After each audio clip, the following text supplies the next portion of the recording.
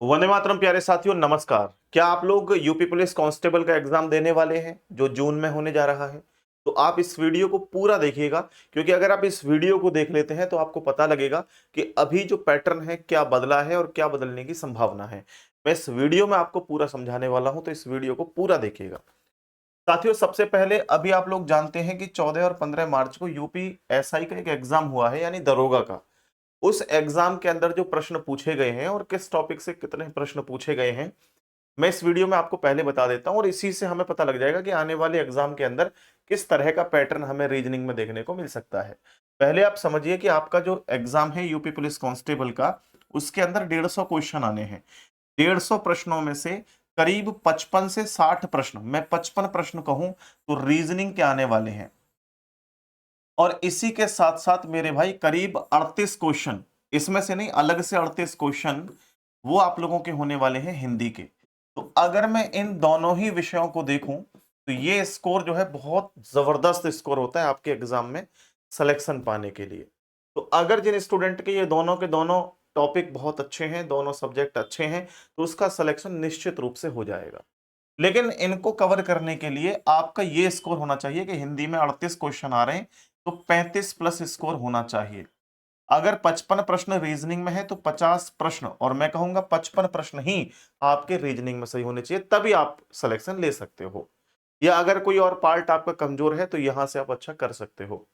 इसके लिए हमें जरूरत है उन एग्जाम्स को एनालाइज करने की जो यूपी पुलिस के आधार पर या उसी संबंधित एग्जाम हो रहे हैं। जैसे यूपी पुलिस एसआई का एक एग्जाम हुआ है, उसमें हम देखें तो वर्गीकरण यानी क्लासिफिकेशन एक सबसे महत्वपूर्ण टॉपिक रहा है।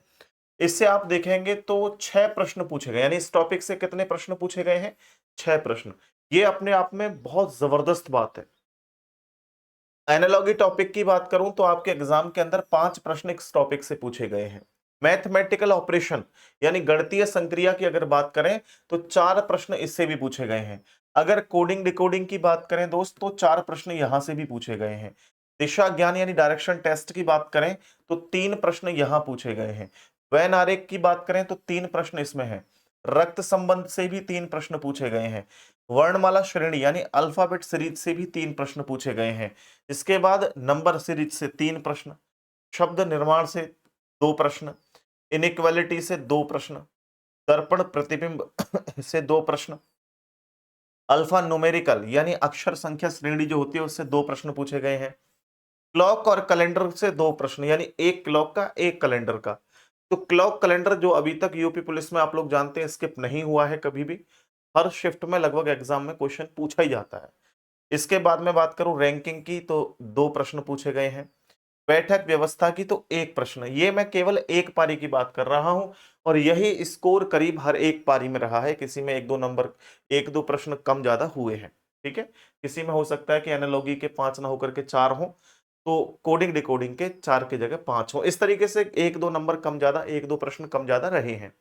तो इससे हमें अंदाजा होता है कि ये जो टॉपिक है ये हमें बहुत अच्छे कर लेने हैं। अगर हम इन टॉपिक को बहुत अच्छा कर लेते हैं तो विश्वास मानिए कि हम एग्जाम में बहुत अच्छा स्कोर भी कराएंगे। तो सबसे पहले तो इनके बेसिक आप लोगों को क्लियर होने चाहिए। बेसिक के साथ साथ आप लोगों को इनकी प्रैक्टिस भी होनी चाहिए। अब जैसे इसमें जो टॉपिक नहीं है, क्या वो एग्जाम में नहीं पूछे जा सकते? बिल्कुल पूछे जा सकते हैं। संभावना है, बिल्कुल पूछे जा सकते हैं। तो बहुत सारे टीचर कह रहे हैं भाई आपको डाइस कोई खास तौर पे पढ़ने की जरूरत नहीं है, डिसीजन मेकिंग टॉपिक पढ़ने की जरूरत नहीं। मैं कह रहा हूं कि गलत कह रहे हैं वो टीचर। भाई हर दिन आप लोगों का जो कंपटीशन है वो बढ़ता जा रहा है। तो इसी विहार पर आपका जो सिलेबस है उसके अंदर जो क्वेश्चंस है ना, वो हर बार चेंज हो देखने को मिल रहे हैं हर एग्जाम में। तो मैं तो आपसे ये कहूंगा कि कंप्लीट रीजनिंग कवर करो।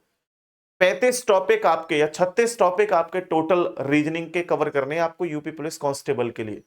तो मैंने एक टारगेट रखा है कि 36 दिन के अंदर 36 क्लासेस यूट्यूब पर आपको कराई जाएंगी प्रैक्टिस की, जिससे आप जीरो से एडवांस लेवल तक प्रश्नों को समझेंगे। वन शॉट वीडियोस आपको प्रोवाइड कराऊंगा, यानी एक ही वीडियो में आपका एक टॉपिक कवर होगा। तो यहां सबसे पहले जो शुरुआत करूंगा वो इसी के अकॉर्डिंग करूंगा। पहले आपका जो ये टॉपिक है इनको कवर कराऊंगा, इसके बाद जो बचे हुए टॉपिक हैं ये कवर कराऊंगा। ये क्लासेस हर शाम 7 बजे आपको देखने को मिलेगी आपके अपने YouTube चैनल कंपटीशन गुरु पर। तो कंपटीशन गुरु जो YouTube चैनल है इसको सब्सक्राइब कर लें, और लाइव में जाकर के हर शाम 7 बजे आप क्लासेस को देख सकते हैं। प्लेलिस्ट में जाकर के आप देखें तो रीजनिंग और हिंदी दोनों ही विषयों की प्लेलिस्ट मैं आपके लिए यहाँ पर बना दूंगा।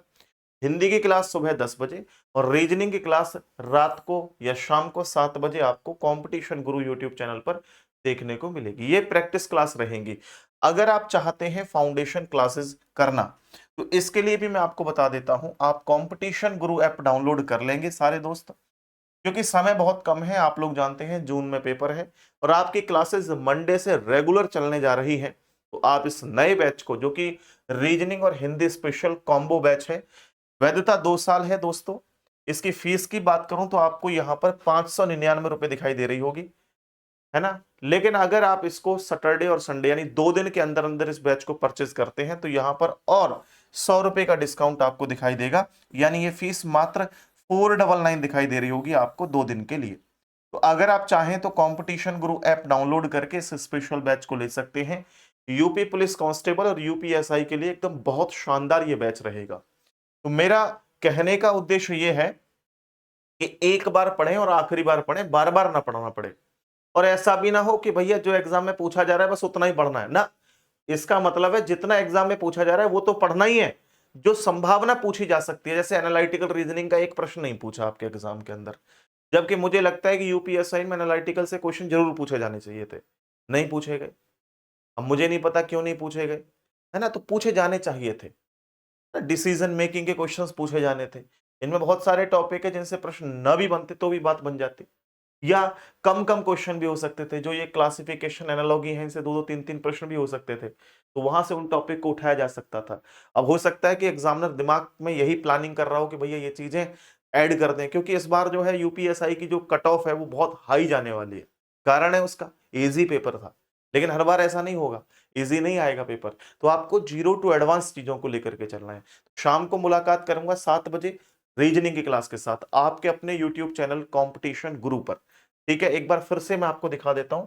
आप लोग इस चैनल को सब्सक्राइब करके बेल आइकन प्रेस कर लेना, जिससे कि रेगुलर क्लासेस आपको मिलती रहें। बाकी अगर आप पेड बैच लेना चाहें वो भी अवेलेबल है कंपटीशन गुरु एप्लीकेशन पर। और जल्दबाजी बैच लेने में ना करें, बहुत सारी क्लासेस डेमो के तौर पर ऐप पर पड़ी हैं। पहले आराम से देखो, एनालाइज करो। जो बहुत बड़े बड़े प्लेटफॉर्म हैं उन पर जाकर के देखो कि हाँ कौन बेहतर पढ़ा रहा है, फिर आप एनालाइज करके इतने समझदार हैं तब बैच परचेज करें। 150 रुपए कम ज्यादा फीस से कोई बहुत ज्यादा निर्णायक नहीं हो पाती है चीजें। आपको देखना है कि कंटेंट में दम किसके है, उसका बैच परचेज करें। ठीक है, हवा हवा में पढ़ाना, मौज मस्ती करना, ये एक अलग बात है, लेकिन कंटेंट पर फोकस करके कौन पढ़ा रहा है उस चीज को आप देख करके अपने हिसाब से बैच को परचेज करें या उसी से रेगुलर पढ़ाई करें। ठीक है, बहुत बहुत धन्यवाद। आज की वीडियो में इतना ही। मैंने जो ये टॉपिक बताए हैं, आप सबसे एक बार फिर से कह रहा हूं, इन टॉपिक को तो 100% क्लियर कर ही लें पहले। इसके बाद जो बचा हुआ डेटा है, बचे हुए टॉपिक हैं, उनको बाद में देखेंगे। बहुत बहुत धन्यवाद मेरे दोस्तों, नमस्ते। आगे भी आने वाले समय पर मैं ऐसी वीडियोस लाता रहूंगा और आपको जानकारी देता रहूंगा। Thank you very much.